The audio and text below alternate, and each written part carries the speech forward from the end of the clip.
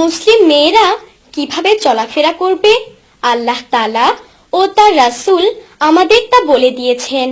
সে যখন বাইরে বের হবে তখন পর্দার সাথেই বের হবে, কারণ এ দিয়েই কে মুসলিম আর কে অমুসলিম এটা জানা যাবে। মনে রেখো, সাজতে গেলে কখনোই কপালে টিপ পড়বে না, কারণ কপাল তো আল্লাহকে সাজদা করার জন্যই তৈরি করা হয়েছে।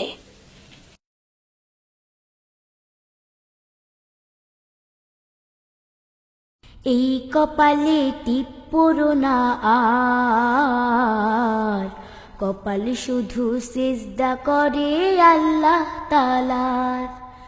এই কপালে টিপ পড়ো না আর, কপাল শুধু সিজদা করে আল্লাহ তাআলার।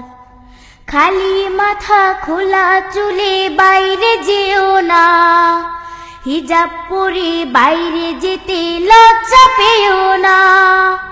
খালি মাথা খোলা চুলে বাইরে যেও না, হিজাব পরে বাইরে যেতে লজ্জা পেও না।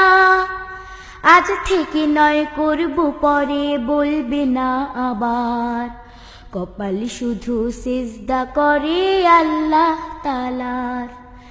এই কপালে টিপ পড়ো না আর, কপাল শুধু সিজদা করে আল্লাহ তাআলার।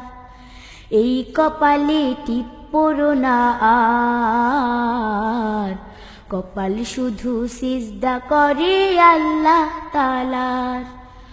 অনুগত থাকো শুধু আল্লাহ তাআলার, নবীর কথা চলবে মেনে আর বাবা উমার।